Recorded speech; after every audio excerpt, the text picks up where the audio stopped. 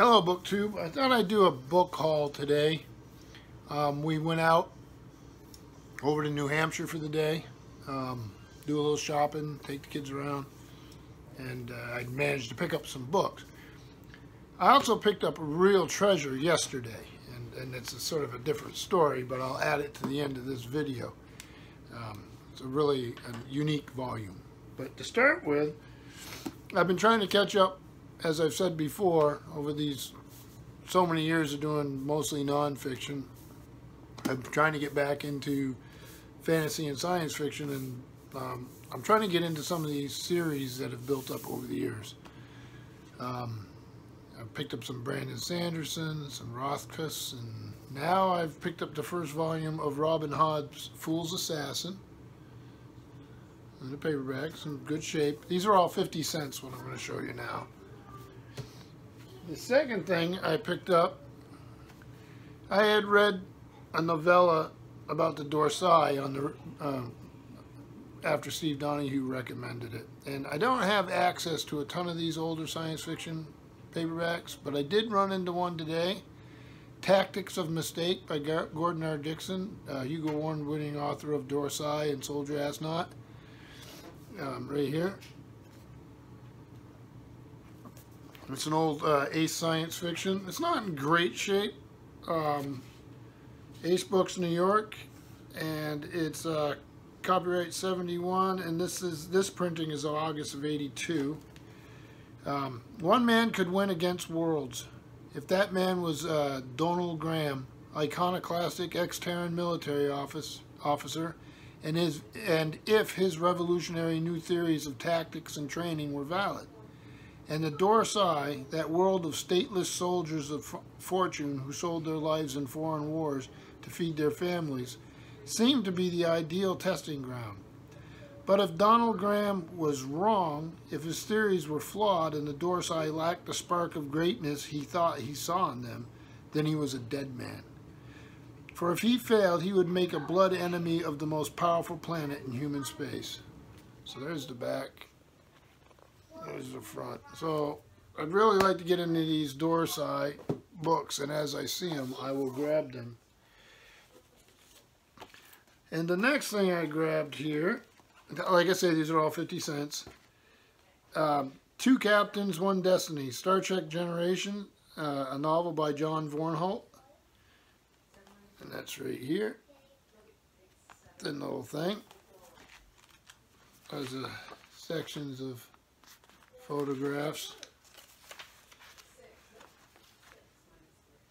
So it's just a little collectible that goes with my Star Trek stuff. The reason I was actually out is I was trying to run into James Blish's first set of novelizations of Star Trek, so I could keep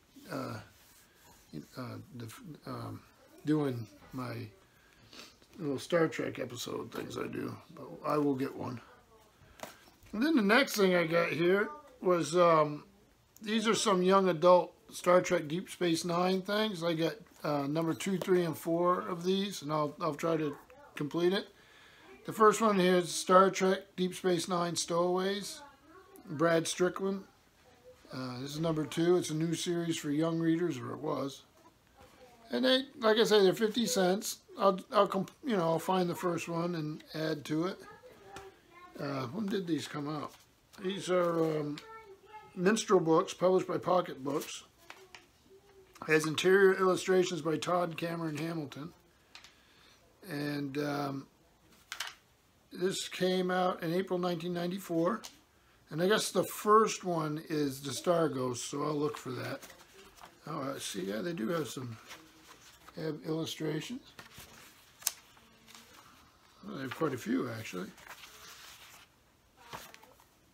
And then number 3, you hear that counting in there. It's my 5-year-old. He's playing, I think it's called Prodigy. It's some sort of math game.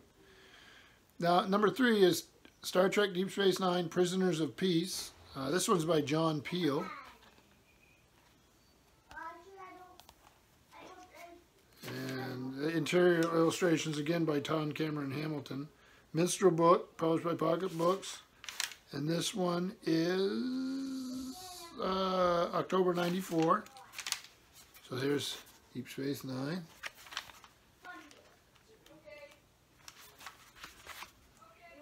So there's that one. And then Star Trek Deep Space Nine, number 4, The Pet, Mel Gilden and Ted Peterson. And again, the interior illustrations by Todd Cameron Hilton, a minstrel book. This is December of '94. So I guess they all have this Deep Space Nine, and then illustrations on the interior. So that's fun. The next thing I found, again for 50 cents, Star Wars Scourges by Timothy Zahn. I like Timothy Zahn. So I was glad to get this. Love this cover. I'll open it up the way it.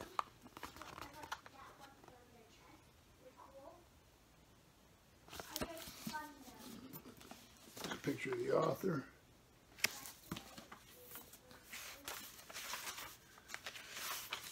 So Ballantine Books, first edition of, where did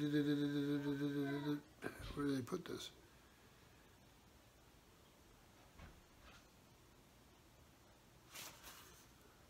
(2013), and there's the timeline.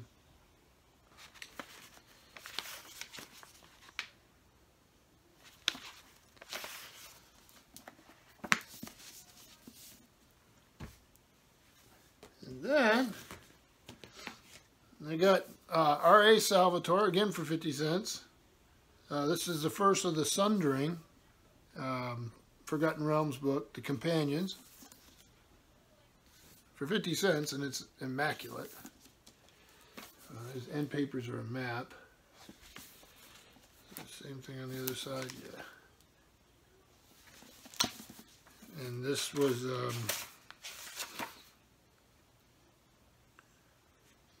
this came out in, it'd be nice if they would just do every time, every same spot. First printing of August 2013. So this is on the dusty plains of Netheril, a young Bedang girl spins a web of forbidden magic, obliterating a pair of assassins with a single lightning stroke. On the banks of the Sea of Fallen Stars, a tiny thief walks willingly into battle with a ruthless killer, a wide grin upon his face. In the tunnels of Citadel Felbar, a dwarfling is ambushed and strikes back with an attack well beyond his apparent strength and years. These three seemingly unrelated commoners, growing up across the far reaches of the Forgotten Realms, hold the fate of Farron's most famous dark elf, Drizzt Do'Urden, in their hands. So, happy to get this. And then I have part 1 and part 2 of a series I've read many, many times in paperback, but these are hardbacks, and absolutely love, and I'm glad to have back on my shelves, because I will reread them again, probably more than once. And the first is the Belgariad, part 1.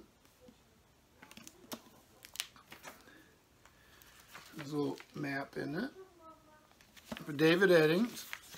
So this has a Pawn of Prophecy, Queen of Sorcery, and Magician's Gambit. And this Science Fiction Book Club edition, let's see if they give a date on that. They really don't. But these, the first of these two came out in '82 and the third in '83. And thrilled to get them in hardback. My old paperbacks have disappeared, probably just were past their lifespan. And then I got Belgariad number 2. David Eddings. Oh, there's a little bit on the back there. And this is Castle of Wizardry and Enchanter's Endgame. And they originally came out in '84, both of them. And again with the map. So the entire Belgariad series, combined price was $1. So all those books cost me combined $5 for the whole shooting match. So and some fun stuff. But yesterday I went to a little bookstore in Claremont, New Hampshire, in the morning just to see what it was like, to scout it out. It's a big place, 2 stories, a lot of stuff. And I was wandering around down in a room downstairs where they had like classic literature, music, biographies, that kind of stuff in a room. And I noticed on a table this beautiful green leather-bound book. Didn't pay much attention at first until I realized I couldn't see the title, because I thought it was too much. I wasn't there to spend a lot of money. So I walked over and just turned it so I could see the title. And I was shocked when I saw it, because I never realized that this book had come out in a nice edition. And then I picked it up, and it was $8. And I was so excited. And this is it. Beautifully bound. With the ends done too. And this is Will Durant's The Story of Philosophy. One of those books that I read as a young man that I have always, always loved. It's a revised edition. And it is, originally came out in 26, but this edition is from 1933. And I couldn't figure it out. So, look at that right there, DSG. And I talked to the lady in the bookstore, and she couldn't figure it out. And then I finally came up with it's Garden City Publishers Company Incorporated, who's the publisher. And DSG doesn't seem to match up with anything. And I suggested to her, and she thought it might be right, is that some person or some family had a library where they would rebind their books, which in some families, I mean, does happen, or used to happen quite a bit. And this must have been a volume they treasured, and they wanted it rebound to match their library. And that's my guess. I looked online to see if there's any editions like this. I mean, it's gorgeous. It's gorgeous because it has the right size, and with the leather and everything. It's in the beautiful marbling on the end papers. I think this has been rebound. But if anybody knows better, and I would think DSG is initials of a member of the family or someone. If anybody knows that if I'm wrong, or if anybody knows what the story is, I'd love to hear about it in the comments. So, a good day. $5 on a big pile of books, and then $8 on a real beauty.